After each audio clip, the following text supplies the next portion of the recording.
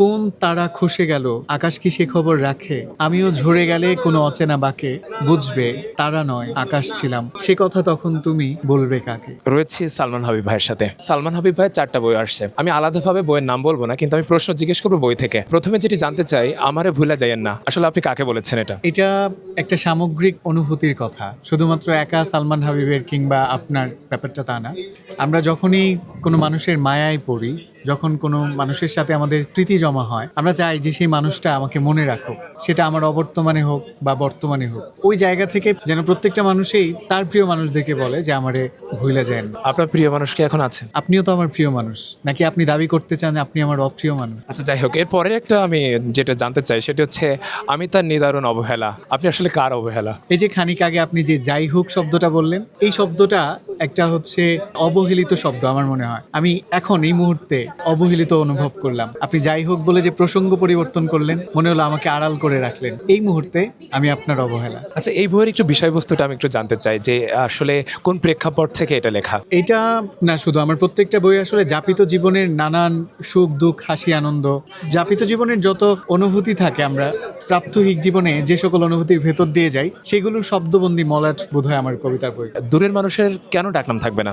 আপনি যখন সম্পর্কের দিক থেকে কোনো মানুষকে ডাকবেন, ধরেন তাকে আপনি চেনেন না, একেবারে অপরিচিত মানুষ, তাকে কি আপনি কোনো নাম ধরে ডাকবেন? অথবা ধরেন যে আপনার দৃষ্টিসীমার বাইরে আছে, বা হচ্ছে 1 কিলোমিটার বা তারও দূরে কেউ আছে, যখন তাকে ডাকতে যাবেন, তখন কি আপনি নাম ধরে ডাকবেন? তখন বলবেন কেউ, খুব কাছের না হলে, আপন মানুষ না হলে আমরা কিন্তু সচরাচর ডাক নাম দেই না। এটা মূলত আমার একটা বইয়ের সিকোয়েন্স। আমার আরেকটা বই আছে, সেটা হচ্ছে কথাটা ফুরিয়ে এলে নাম ধরে ডেকো। দুটা মানুষের যখন সম্পর্কে ভাটা পড়ে, যেখানে হচ্ছে রাতের পর রাত, দিনের পর দিন কথা বলতে বলতে সময় ফুরিয়ে যেত, কথা ফুরাতো না, একটা সাডেন টাইমের পর তাদের কথা ফুরিয়ে যায়, সময় যেন যেতে চায় না। তো ওই রকম কথা ফুরিয়ে যাওয়ার দিনেও অন্তত অন্তত আমার নামটা মনে রেখো, কখনো কোনো জায়গায় যদি দেখা হয় নাম ধরে রেখো। তো এইখানটার সিকোয়েলে আমি লিখছি যে আমাকে নাম ধরে ডাকবি কি?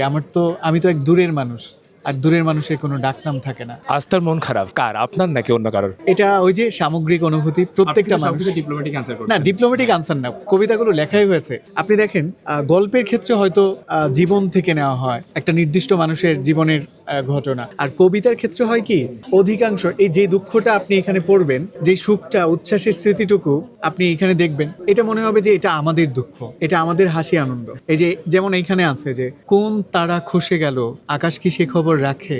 আমিও ঝরে গেলে কোনো অচেনা বাকে, বুঝবে তারা নয় আকাশ ছিলাম।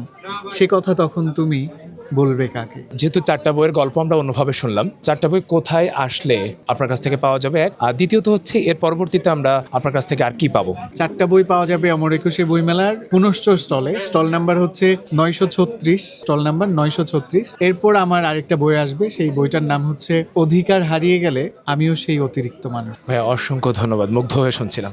ধন্যবাদ আপনি এবং আপনাদেরকে।